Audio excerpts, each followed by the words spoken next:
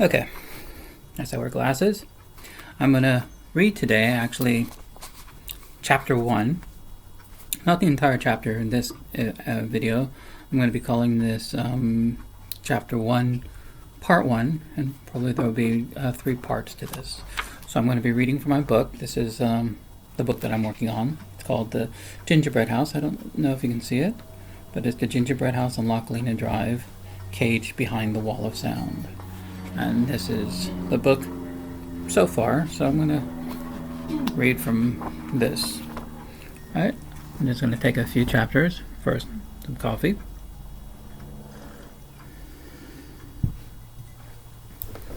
And this will be chapter 1. Okay.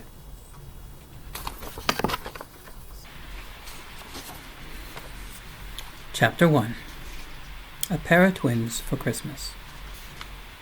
From our social worker's point of view, my twin brother and I hit the jackpot.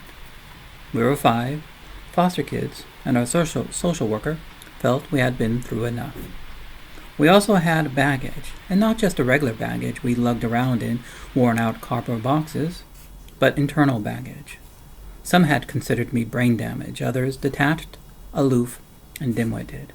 When I talked, it was incoherent, considering I had very little understanding of words, leaving my twin brother, Gary, having to translate for me.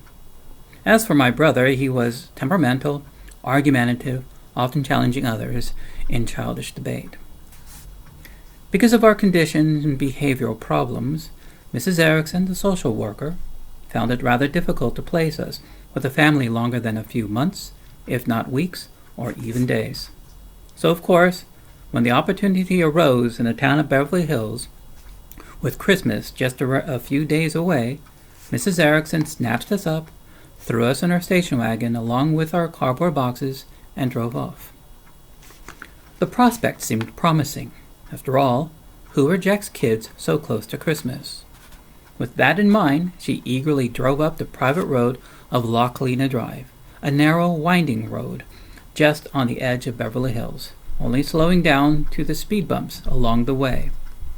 I sat in the far back of the station wagon, which had many miles on it, and gazed wide-eyed at the cozy and charming houses outlining the narrow road.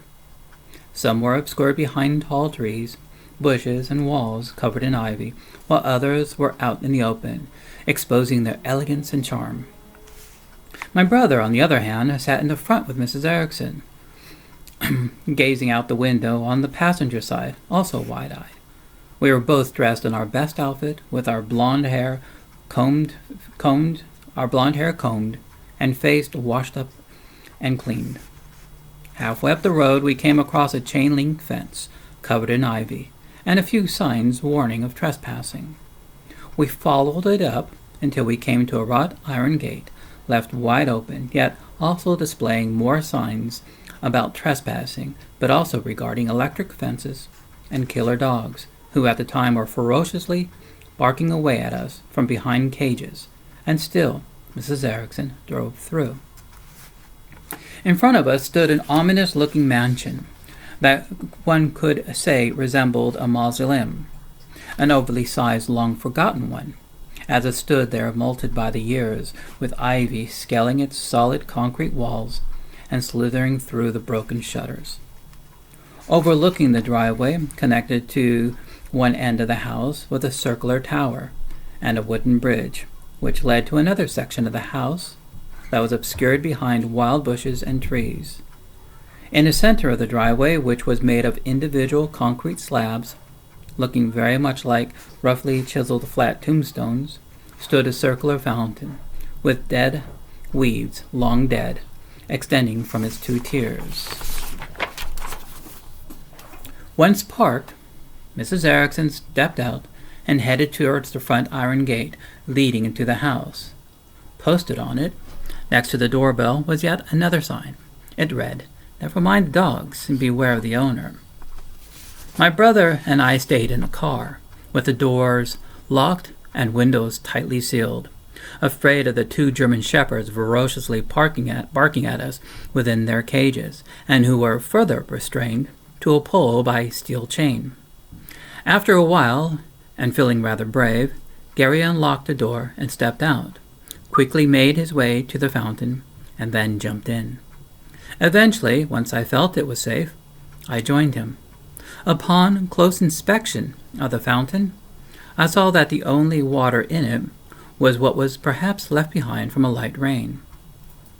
The tiles were instead covered with dead leaves, of which I began to kick around. Although we were expected at the house, it appeared that no one was home. However, Mrs. Erickson continued with the doorbell, pressing it a few times, wondering if anyone was even there to hear it, while my brother and I continued playing in the fountain.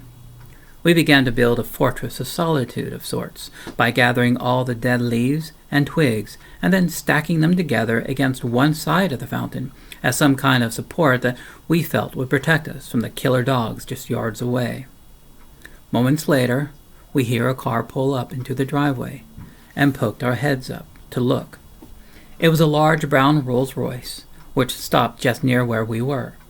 As the driver's side opened, out stepped a tall, burly, bearded man with a no-nonsense demeanor, who made his way directly to the front door where Mrs. Erickson was standing. He was casually dressed in shorts, a short-sleeved shirt, a cardigan sweater unbuttoned, running shoes, and his socks pulled up. The next door to open was the car's back door, and out stepped an attractive young lady fashionably dressed and who looked rather perplexed. Her hair was thick and black, her skin light brown, and upon seeing us, she quickly looked back towards her husband for some kind of explanation as he stepped out of the car. He was a thin, scrawny man with a pale complexion, also fashionably dressed, only with a bit more uniqueness and personal creativity. The boots he wore gave him an extra inch or two, making him no taller than his petite wife. Attached to his jacket lapel was a red button that read, "Back to Mono." Hiding his otherwise piercing eyes were tinted sunglasses, and upon seeing us and the perplexed look upon his wife's face, he swept his arms, revealing a gun holster with no gun, and then in presentation manner, whoo!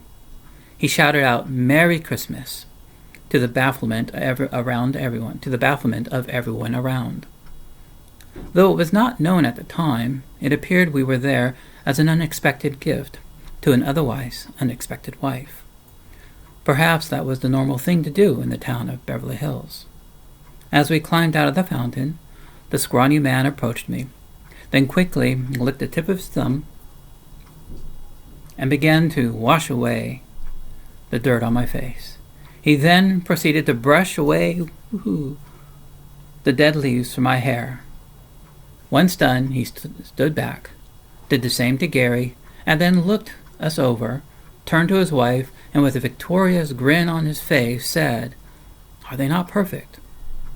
Shortly after, we approached the iron gate at the front of the house, which led to a second set of iron gates, only with a mirrored glass panel that could only be seen through from the other side. Once inside, we were in the area considered the foyer, and in front of us stood the tallest Christmas tree I had ever seen. All right, that's it for Chapter 1, Part 1. I will be reading Part 2 in next few days, I suppose. Until then, life is what you make it. Take care. Until the next time. Bye.